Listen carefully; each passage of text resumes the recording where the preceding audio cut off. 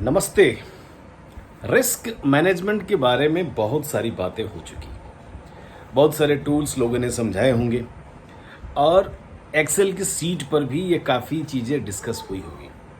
लेकिन risk management सुबह 9:15 से लेके और 3:30 तक संभाल पाना मुश्किल होता है।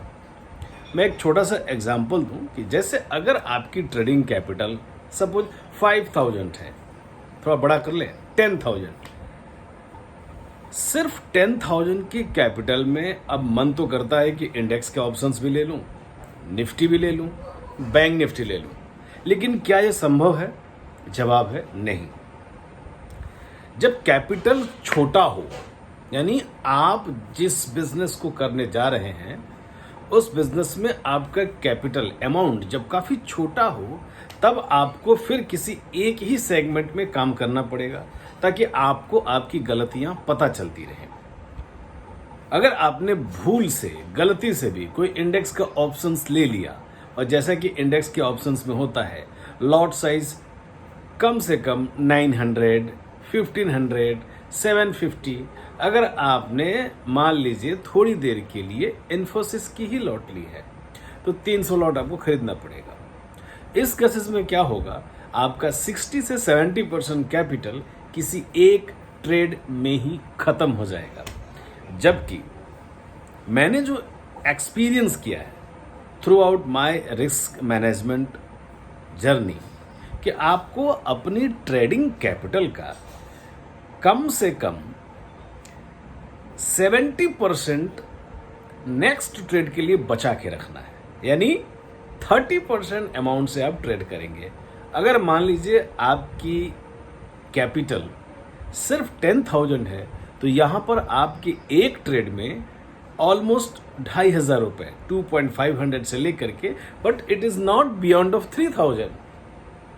ये एक हैबिट है, यानी हम इस ट्रेड में एक बार में 3,000 से ऊपर के मौके नहीं ढूंढेंगे। इस प्रकार हमने अपनी कैपिटल को, या हमने अपने इस बिजनेस ट्रेडिंग आइडिया को 1 पार्ट, 2 पार्ट और 3 पार्ट में बांट दिया। पहली बार अगर हम गलत होते हैं तो वहां से हम अपने मिस्टेक्स को आइडेंटिफाई करेंगे और सेकेंड टाइम ट्राई करेंगे।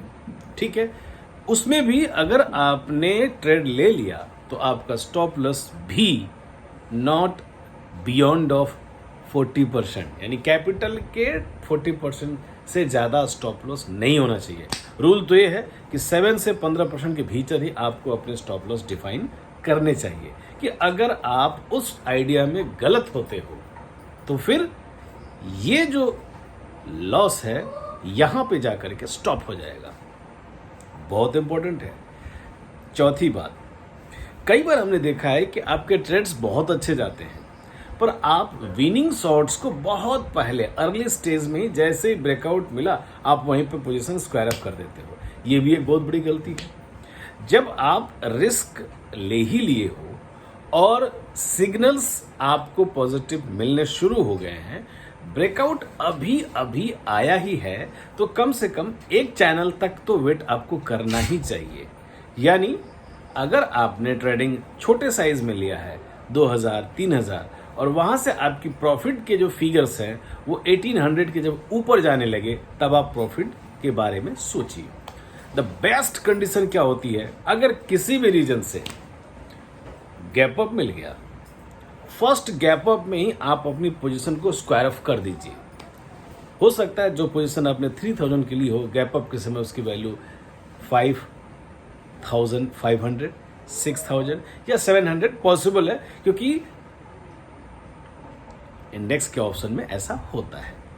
पोजीशन स्क्वायर अप कर दीजिए और नोट करिए कौन सा ट्रेड लिया, साइज क्या था, किस रेट पे लिया, किस रेट पे स्क्वायर अप किया, और इसका एक एनालिसिस आप डेली बेसिस पे करते रहिए।